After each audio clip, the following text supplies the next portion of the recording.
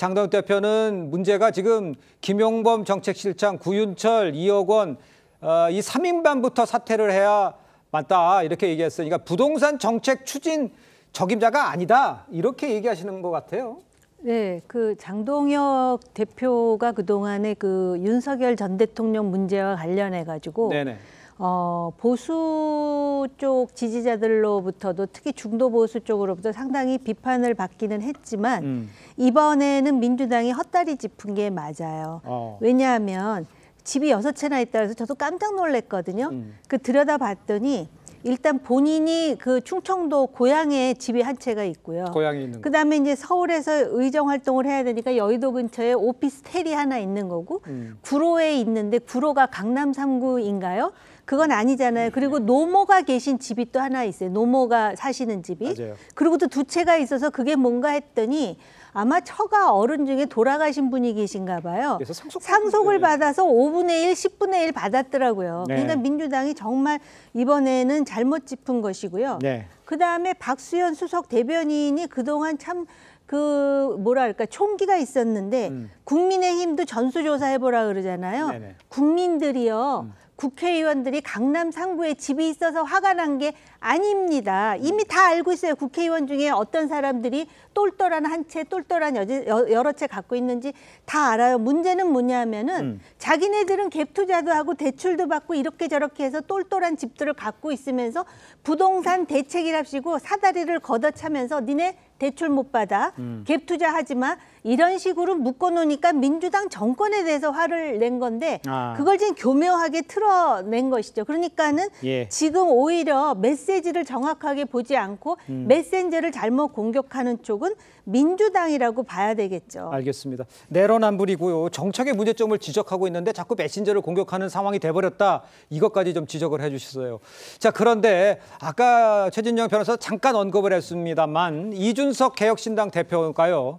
민주당이 주장하신 이런 것과 다른 입장을 보였습니다. 화면을 좀 보시면 비유가 좀 적절하다 이런 사람들 많아요. 마이바흐하고 벤틀리 타는 사람들이 집에 좀 경차 한 대 있고 용달 한 대, 오토바이 한 대 있는 사람한테 차가 4대라고 공격하는 느낌이다. 그러니까 장동혁 지금 대표 얘기를 저렇게 자동차와 용달차에 빗대서 말을 한 건데 그러면서 이제 민주당의 공세에다 일침을 가한 겁니다. 아까도 말씀해 주셨지만 비유가 적절하다고 보시고 지금 민주당에서 공격하는 그 4채 당신도 4채 가진 거 아니야? 라고 하는 공격에 대해서는 어떻게 답변하시겠어요? 이준석 이 빛나는 포인트가 이런 점인 것 같습니다. 네. 국민들이 쉽게 이해할 수 있는 것을 제대로 비판한 것 같은데요. 네. 제가 한 3가지 정도 예를 한번 들어보겠습니다. 민주당 지금 쓰고 있는 당사 2017년 2월 달에 본인 돈 20%, 대출금 80%로 풀로 해서 샀습니다. 지금 한 7, 8년 지나서 150억 이상의 차익을 남겼습니다. 그리고 이재명 대통령, 지금 살고 있는 분당에 있는 굉장히 좋은 아파트입니다. 58평. 본인이 3억 6,600만 원에 구입을 했는데 제가 방송 직전에 확인을 해보니까 최근에 29억 7천만 원, 약 30억의 실제 거래가가 있는 것을 확인했습니다. 거기다가 민주당의 양문석 의원님, 이분 같은 경우에는 서초구에 있는 요지의 아파트를 사실상 대구까지 내려가서 거기에 사실상 사기 대출까지 받았다는 취지로 해서 이번에 기소 1심에서 사실 유죄 선고까지 받은 겁니다. 이렇게 보면은 도대체 누가 잘못된 것이죠? 그리고 본인들은 이런 식으로 해서 강남 똘똘한 한 채, 천당 밑에 분당에 똘똘한 한 채, 특히 이재명 대통령 같은 경우에는 계양구의 국회의원으로 가면서 계양을 분당같이 만든다고 했습니다. 오히려 최근 내용을 봤더니만 계양구 같은 경우에는 아파트가 15% 정도 떨어졌다고 합니다. 이런 식으로 본인들의 욕망은 극도로 이용을 하고 다른 국민들의 어떤 부동산 내 집을 가지려고 하는 것은 때려잡으려고 하는 이런 부분에 대한 이런 내로남불에 대해서 국민들은 비난 어떻게 보면 분노하는 것이겠죠. 알겠습니다.